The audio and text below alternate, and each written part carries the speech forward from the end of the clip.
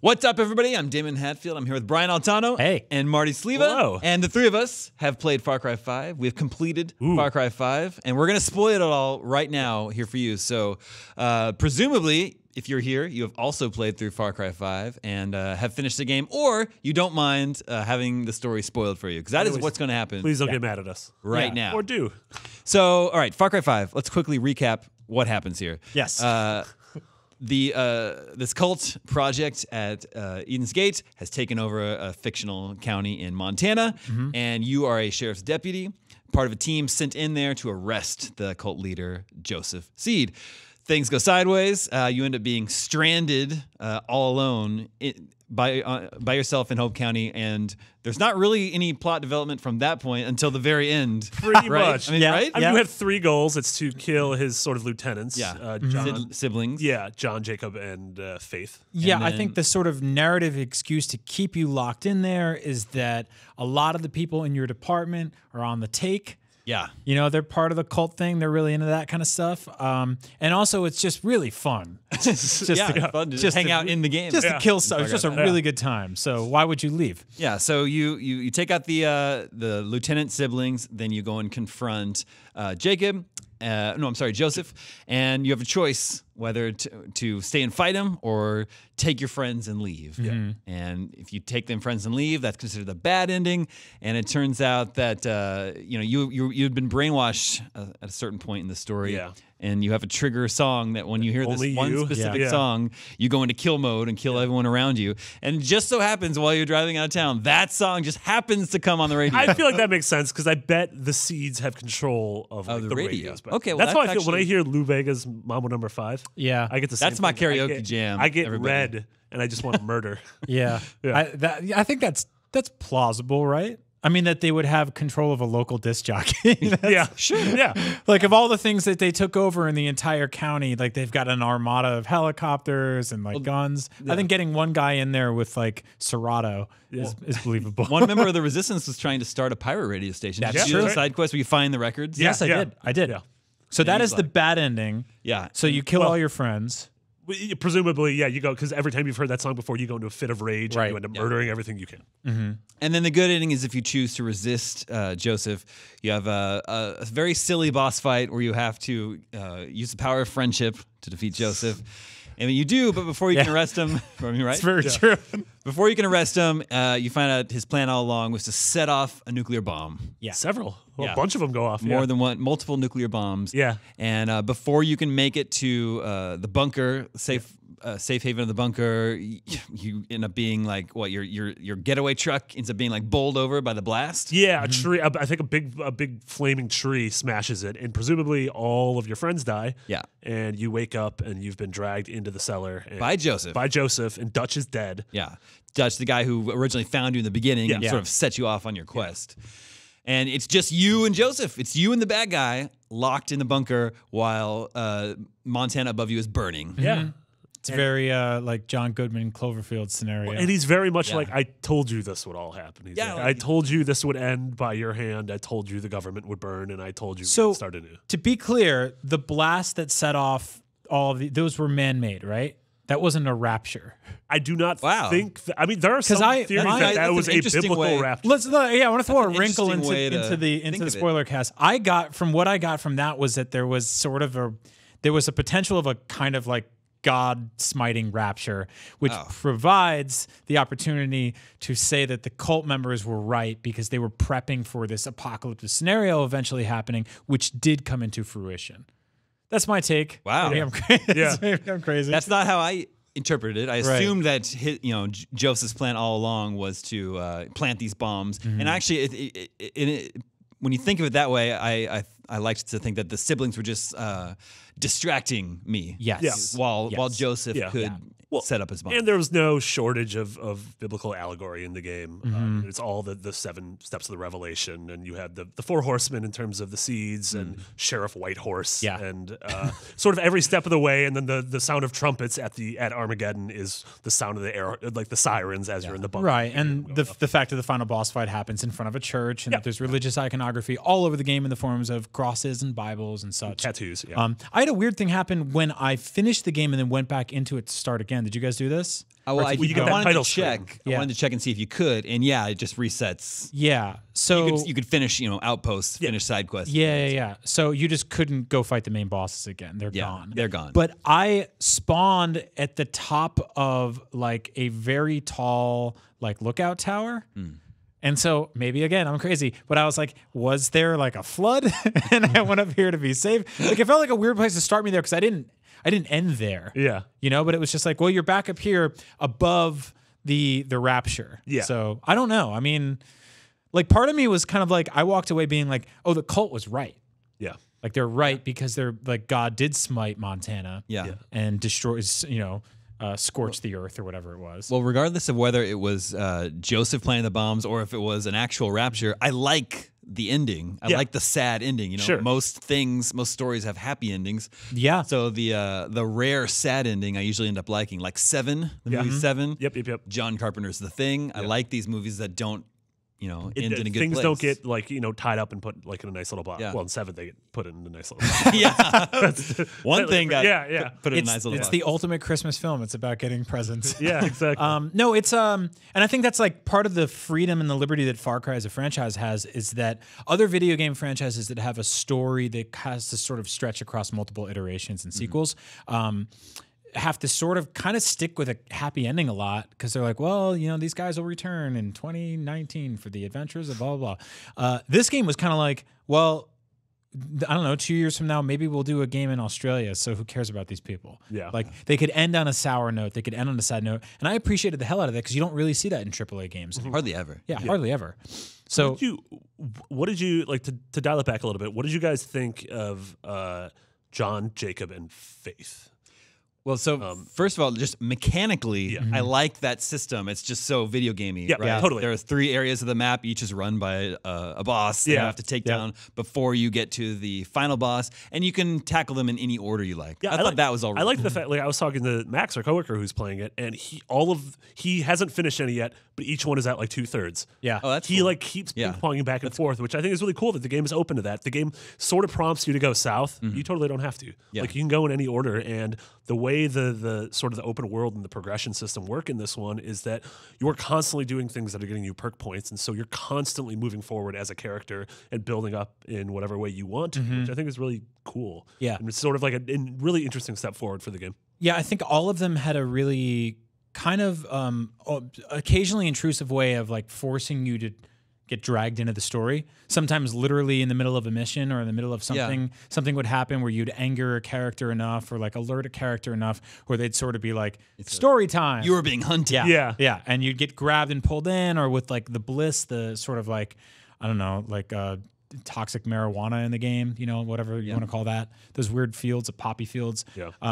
So that was interesting because it's like in terms of a game that was mostly about the premise being so story driven. I think once I got into like the nitty gritty of actually playing it, I didn't really want to get into those moments as much as the game wanted me to. And I thought the sort of like by the 4th time I did the run through of the kind of Vietnam flashback red zone thing. Yeah, in Jacobs. Yeah, the it just northern one. like I get it. I get what they were trying to do. It just played out in a kind of tedious way. Yeah, the first time it made me repeat that section, I was like, "What? I have to do this again?" Yeah. Then I figured out that that's your whole conditioning. Yeah. So Yeah. I wasn't crazy about John and Jacobs, and especially the last 2 missions, the ones where you have to, after you've killed either John or Jacob, and then you have to go into their silo, into their bunker. I thought those are the 2 most frustrating missions of the game because I feel like it turned Far Cry into a corridor shooter. I agree. And that game's totally not meant to be that. Like it wanted to be like Wolfenstein. And I'm like, this game isn't Wolfenstein. This game's about having choice in an open field and having allies and everything. The one I did, I really loved Faith's story. Yes. And part of it is because I'm not sure like how much exploring you did in her region, but she's the 4th Faith. So Faith is almost like a title. And there have been 4 before her. And so where did you learn this? It's through, if you do the side quest and everything, if you go into, there's sort of like the Overlook Hotel-ish like cabin. There's like a cabin hotel in her region that characters keep saying is haunted. And if you go there and start reading stuff, you hear about what her name was beforehand and that how the Faith beforehand was a brunette. And how like this is a thing that That's messed that they up. have done. Like they've exploited these like 17, 18-year-old girls with drugs. Right. And then once they've died, they've just gotten a new one, which you get a little bit in the final Faith boss fight when you're shooting her and her health's really low. She's like, why are you doing this? I was 17. He threatened me. He tempted me with drugs. And I'm like, is this you being like the serpent tongue that they're saying, don't trust a word Faith says? Or am I finally getting a real moment and being like, oh my God, I'm killing this girl who's a victim of this same manipulative leader that we all are? That really stuck with me because I was like, you know, immediately you find sympathy for a character who's awful. Yeah. And I think that's like a great video game allows you to do that. Like, I don't really have a lot of sympathy for Bowser. Yeah. You know, and like, he's like, hey, he's just a serial kidnapper. He just wants a wedding. Yeah. And sometimes he wants to win the race or soccer or whatever. But with this character specifically, it's like when you read up on cults and you read up or you watch, it's weird because Netflix just launched this new documentary series, Wild Country or County or something like that. Wild Country. That's one about cults. Yeah. And it's weird because I came off of 40 hours of Far Cry and watched the first episode, and I was like, oh my God, like this goes hand in hand. Yeah. And you read up, and we grew up like reading up about like David Koresh and characters like that. Yeah. And then it's also, you know, all the Hellbop Comet stuff, all this, like it's very specifically get people at a young, impressionable age and get them into it. And it's not, they're kind of not really brought in because they have this lust for violence and murder and stuff like that. They're there because they're young and impressionable and they want some sort of belonging, some sort of family. And I think that like handling that in a video game is like really crazy. And handling that in a video game with a bear named Cheeseburger is even more insane. Yeah. You know? I think that's how they handle it in the game, by having those instance moments where it says you're being hunted, and then all of a sudden you're in the middle of a mission and you get hit with a dart. I think. Yeah, you look at it and you're like, ugh, and then you're in like a very scripted, like first person, like story driven thing. Yeah. And I feel like that's the way they're able to wall off those serious things from the actual moment to moment gameplay, which is standard Far Cry jackassery. Yeah, and they also, walling off is a good way of putting it too, because you don't really bring, when it comes to getting funneled into those big specific story beats and boss fights, you're not really there with Boomer the dog and Cheeseburger the bear. Yeah, know? And Horn Dog the pilot. Yeah. Yeah, she's a bit much. Yeah. No, you're kind of funneled into these silos and you're playing, you're in these boss fights. Like I thought the boss fight with the daughter or the sister specifically was odd because it played out kind of like fighting Great Tiger and Punch Out. Yeah. Like where there's just like really good way to there's just like describe eight versions spinning and then like ammo spawning in the middle and you're like, I don't know how much of this is real. Yeah. And so I think that they did a pretty good job of like masking all of that by saying like, well, this is a flashback, this is based on rage, this is a drug trip, you know, like Far Cry games in general have done a lot of that sort of like, you know, Shangri-La, acid flashback kind of stuff. And you're like, how much of this is real? How much is imagined? But in this game specifically, I think that like it felt a little out of place, but I think it still mostly worked. Yeah. Yeah, Faith's region is the most video game out of the region. Yeah, I definitely agree. The bliss drug that she wields, deploys, ends up effectively allows them to have zombie type characters. Right? Zombies and like super monster bears. Exactly, monster animals. You know, blood wolves. Which is funny because we know the 3 announced pieces of DLC are Vietnam, space, and zombies. Yeah. Yep. And so you have the character who you need to collect the lighters for. Yeah. You're like, all right, here's a tie to Vietnam. You have the side quest where you help a dude literally go to space, apparently. Yeah. It's I mean, I like how either you went to space or he's you just dead. Yeah. Regardless, I got his cool sound gun. Which is interesting. And then you have the poppy stuff, which turns people ostensibly into zombies. Yeah. The other thing about the poppy or the drug bliss region is that like, I don't know, you would see a character walking across a hill and you'd shoot at it and all of a sudden it would turn into a wolf. Yeah. And you shoot again and it would turn into a moose and you're like, what's real? I don't like, and you're totally right. It was completely video gamey. And I kind of appreciate that because I think it was sort of them being like, it's sort of like Trevor in GTA 5, right? Like they were like, we want to do our most goofiest stuff somewhere in this game. So we have our character that's sort of in the middle, our character that's very serious, and then we have our character that's pure slapstick. Yeah. So it was funny because the order I did it went from serious to silly. Because it started with, I did the one in the South. Again, is it John? John. John. Yeah. And like his thing is all about like carving your sin into your body and cutting it out. And there's no bliss down there. He doesn't have any like mutant wolves. It was like and you end up gunning him down in a helicopter or in like a dogfight. And so it like felt somewhat grounded. And then you go up north and there's mutant wolves. And then finally there's like zombies and ghosts. I'm like, all right. And the one thing I like about Faith is you see Faith in the real world only in the opening of the game. She's in the opening, like 10 minutes, the scripted thing when, that you go in there to put the handcuffs on Joseph and take him out. But other than that, every time you see her is in a drug trip. Yeah. Yeah, which I think is interesting. You mentioned John's boss battle, which is like a dogfight, an aerial dogfight. How did that resolve for you guys? Did he end up parachuting out? Or did you just blow him up in his plane? Do you remember? He parachuted out. He landed in a lake.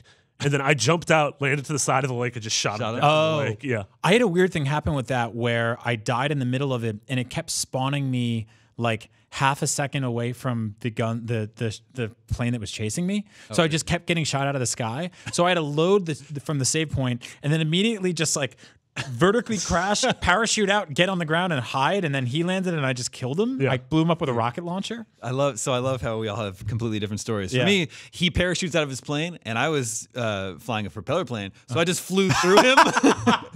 But then, even though I just like disintegrated him, it cuts to the cutscene and he's just like, on the ground. He's giving me his like the final It's speech. like, no, you should be like the dude in the opening who jumps onto the propeller of the helicopter and is like, no.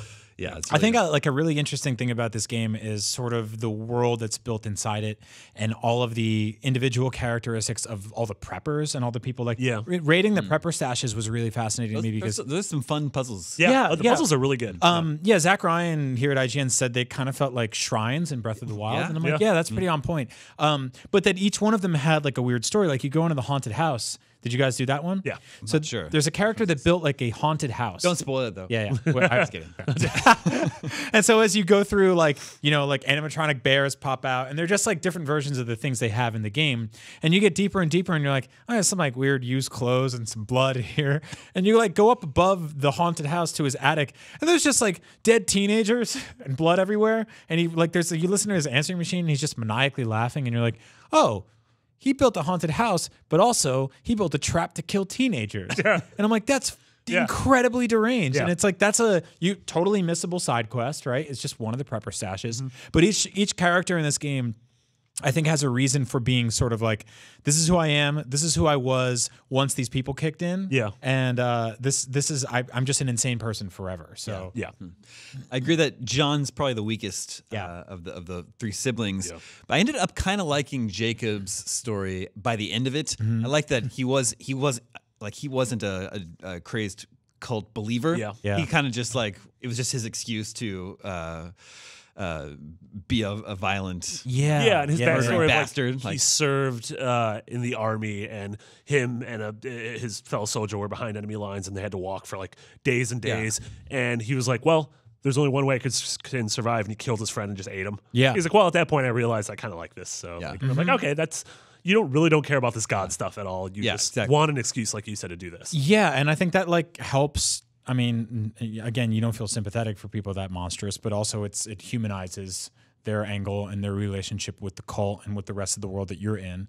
And I think that, like, I had like a very interesting perspective of like playing that game, of sort of being like, I'm mostly a good guy, I think, but there's a lot of, I mean, you basically like you helicoptered into this town and started killing everything. Yeah. Men, women, animals. Did you guys check if you go to the UB club or whatever, it'll show you how many NPCs you killed. Oh, God. I topped out just over 1,500. Oh my, what? Yeah. Oh my God. I imagine that's like the population of Hope County, probably. Well, I know. And there isn't really a specific, like, you don't really get punished for that. You get like a red thing that pops up that's like, don't kill the civilians. It's like, well, what are you going to do about it? Nothing. Oh, yeah. No, I don't think that's not counting civilians. That's just everyone. Everyone. I thought you meant just the people. 1,500 civilians? Civilians. I feel like that's one of those, like, all right, we need to have a sit down with you. That's a lot. Every time I would kill one, I'd be like, ooh, that wasn't good. No, because I had this weird thing where I was in the middle of a cutscene with an NPC, and I got a text on my cell phone, and I went to look at it, and then I hit the trigger with my finger on the controller hand and shot her in the face. Yeah. And everyone at the campground area went nuts and started shooting me. And I shot them all and killed them all, except for one guy who was half alive. And I went over and I helped him up. And he was like, thanks for helping me out. And then everything went back to normal. And I was like, kindness of strangers. I was like, oh, you guys forgot about, okay, because I killed your dogs too. Because like story-wise, there's only one, I guess, truly awful thing you do, and that's in Jacob's. Yeah. When you're in the sort of only you rage fit, you do end up killing, what's his name? Yeah. One of the a main like Yeah, side character. your bunker the keeper resistance. yeah. Which that was a little like that part kind of bugged me because you didn't have any choice in it. Like the game turns you into a murderer without you. You know? It's like if they could have figured out a way for the player to actually like choose to do that on their own. Yeah. No, but it would have made it a little bit more effective. Yeah, it felt like it was one of the few times in the game like control was taken away because Far Cry's all about like control, agency. You can go and do whatever you want. Yeah. Like, well, I didn't have a choice in this matter. Yeah, it's weird because I mean, it's impossible to play this game as a pacifist, but I guess you could just like melee people and in your head tell yourself that they came back, you know, they woke up from their coma later. Yeah. But playing The Last of Us and just choking everyone out. Yeah. Like, I definitely didn't kill them, even though it counts as a kill in the game. I'm a good guy. You're like, well, you shot that doctor. Yeah. No, so I think it's like that gets trickier there because then you are forced into a decision. Yeah. But ultimately, like, I mean, it's their story to tell, and I respect them for that. It's just it did feel weird. Yeah. I did kind of like Jacob's boss fight. Yeah. Where he's up on the peak with a sniper rifle and you just have to kind of make your way up to him. Yeah. Did you guys get random animal encounters on the way up there? Yeah, there was a bunch of wolves. And, It was just like, I think there are wolves because he has dogs. Yeah. yeah. Well, it was funny because I got like 10 feet from the top of the mountain. And he's up there like sniping at me, and I looked down and there was like a bobcat, and like he couldn't climb up high enough to kill me, so he was just like snarling at me, and I'm like, all right, I'll kill you. But I mean, at this point, you're just there. Yeah. That was the first time in the game I used speed. Or like the drugs. Oh, really? Oh, I never used any. Yeah, I used that because I just Me neither. I was just like, all right, well, I'm just gonna use this thing and just run straight up the mountain past all the guys. Yeah. Did you go to Tweaks Town, the druggie who? Yeah, like, he has he's pretty much Aaron Paul in Breaking Bad. Yeah, he's Aaron Paul in Breaking Bad, but he made like a mannequin village. Yeah.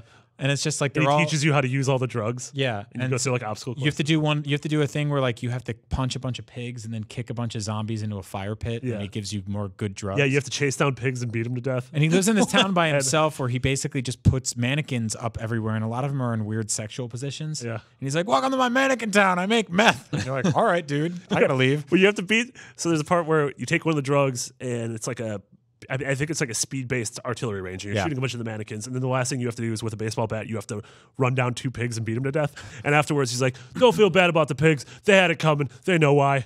I'm like, all right, what did the pigs do to you? Very odd. Yeah. What do you think about the fact that your character is a silent protagonist? Some people are disappointed by that. Yeah, I could see that. I'll be honest with you. Like any game that lets you choose sort of your gender and your appearance and then doesn't really do anything with it, it's sort of like I'm not gonna say it's half-assed, but it sort of feels like a wasted potential. Yeah. Like in that, like, I don't know, I remember the I think it was Crackdown 2 did this, and I've talked about this a bunch on shows here at IGN, but it lets you pick a character and a gender and an ethnicity, and then immediately puts a helmet on you for the entire game. Yeah. So I was like, I'm going to be an Asian guy, and then it was like, well, you'll never see that person, so it doesn't matter. So in this one, I think specifically it's interesting, but again, it plays up to the fact that they don't really do much with race or gender politics whatsoever in this game, which I think is fine. You know, it's not really part of the story they want to tell. But I think that like playing as a woman or playing as like a black woman or a black man, you would expect that to change some dynamics in some way. But in this game, they're not really issues at all. Like, I mean, this is not a white cult. This is a multi-ethnic, multi-gendered. It's actually a very diverse cult. It's a very good cult. Yeah. That's some good nipped weed. that in the bud pretty quick because when we first saw the game, we were like, "Oh man, where are they going to go with this?" But you get into the game, and the cult is as diverse as any community. Yeah. And the same thing. Like I played as a woman, and characters still just refer to you in sort of gender neutral terms. I don't even think dialogue's changed. They call you the deputy mostly. Yeah, the deputy. Rookie. Rook. And then like the only one scene I was like, oh, this is kind of weird is I think it's at the end of Jacob or whatever the first one in the South, and they're about to brand you and they rip your shirt open. And I feel like that's a different connotation for a man or a woman. Oh, yeah. But it just doesn't go there. Yeah. Which I was like, I don't know. By that point, I came to terms with it. I was like, that's fine. Yeah. Speaking of diversity, though, there are a lot more female villains in this game than I'm used to in terms of just like the grunts, just soldiers that you mow down. Yeah, like when you go to an outpost, like random, foot soldiers there will be women, and like sneaking up behind them and snapping their necks feels a lot. It feels a lot worse to me. I enjoy that much less than I do killing men. So Far Cry Primal had a lot of the same thing, which I didn't. You didn't really realize? Yeah, I guess that was part of a lot of Primal too. Yeah. Like you'd run into like a weird little like riverside encampment of, primal people, and then you'd beat them all up or kill them, and you'd look down and you'd be like, titties? Wasn't expecting that. Okay. I mean, ultimately, like this is what comes with the conversation, like the good, bad, and ugly that comes with the conversation of like of representation and gender inclusivity in video games and everything. Is that like there's if you want more women in video games, it means that we're gonna have to snap more of their necks, I guess. I mean, that was fun, because especially with Ubisoft, where a couple of years ago someone put their foot in the mouth at E3 and was like, it would take 1,000 more man hours to animate a woman. It's really hard to draw a girl. Especially one hiding in hay. That's next to impossible. So how do we feel about this Far Cry story overall? Do we like the story, and then how does it compare to the other Far Cry campaigns? I think that they're getting better and better and better in terms of balancing the kind of goofus and gallant of Far Cry, which is basically like there's that serious more like if you look at something like Far Cry 4, right? Took place in the Himalayas. You're basically colluding with these kind of like feminist freedom fighter types, but also you would get constantly dragged in these missions from these like kind of Beavis and Butthead, Bulk and Skull pothead guys that would make you go on drug missions. And I felt like there was a lot of disconnect there. And here, it's still goofy and it still doesn't totally gel, but I think they're finding better ways to kind of like weave in the zombies and weave in like there's an excuse for everything, basically. Like even when you like to find out where fish are in the game, like you can pick up a fishing magazine and you're like, oh, now I know. I like that. Yeah, I thought that was really cool. Yeah. And or the like road perks. signs, you figure out, you learn about hunting areas. Yeah, from deer shooting up crossing. there. You're like, oh, okay. Yep. So there's almost like it's weird to say this because it kind of feels like the most realistic Far Cry yet. And it's still a setting that's the most familiar, at least to the three of us. Yeah. Like Montana. Okay, that looks like places I've been before. Yeah, it looks like places in California. Yeah. This is definitely gameplay-wise is the most fun I've had since 3. Yeah. And I think to your point earlier about having a silent sort of vanilla protagonist that is a blank slate like Gordon Freeman, I'm fine with that because I thought Jason Brody was really annoying From 3, yeah. and I thought Ajay Gale in 4 was just sort of I couldn't tell you anything about it. Right. Exactly. Is that much different from being a silent No, and like 3 had there was Voss and Pagan Min, like those are the bad guys we remember. And I do think I'll remember the Seeds and I'll remember Faith. Yeah. I mean, you get this a lot with Nintendo games, right? Where people ask for decades for Nintendo characters to talk, and then they do, and you're like, well, not like that. Yeah. Like, it's like, well, okay. So I was fine with having the talking in this game come from the villains and then come from the Gunsfire, which I did like. There's a lot of talking. There's a lot of talking, but like I ended up like I liked rolling around with Herc. Like Herc's silly. I thought Herc was so funny. Herc's super funny. He's like he's a wonderful wild card of like, especially when your stealth mission goes haywire. When it goes diagonal, and all of a sudden he's just like launching rockets everywhere and blowing stuff up. I love all that kind of stuff. I didn't realize he was a recurring character from Far Cry. Yeah, so he was in DLC missions for 3, and then he's in the I think it was like pre-order bonus DLC missions for 3, and then he's the co-op character in 4. Did you guys do the side mission where you go to the Far Cry Blood Dragon movie set? Yes, that was really great. Good. Yeah. So it's really interesting because it's like it's all green screens and there's directors, and there's ADs and stuff like that, and they're like, everyone's making noise. Just can you go keep the noise down? And you have to go kill everyone who's like shooting trucks. Yeah, and it's clearly referencing Dean Evans. Yeah, I like that a lot. It's really interesting. I like that a lot. So it was cool. I think all in all, like I really enjoy this game.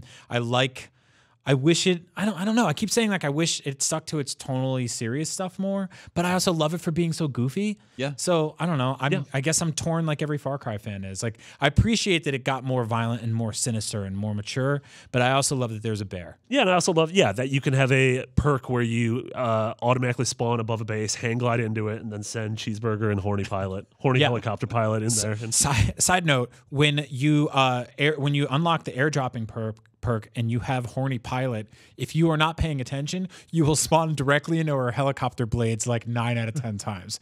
So I kept doing this thing where I was like, all right, I'll airdrop into this mission, and then Horny Pilot's down there and she's like, I'm looking for nothing but dick, if you know what I'm talking about. She kept doing stuff like that. She'd be like, man, I love museums. People take something big and precious and pin it up against the wall, if you know what I mean. If you get my drift. Hey, you know we're what I'm going talking to kill about. people down I'm like, there. I know what you're saying, you horny woman. Jesus. Yeah.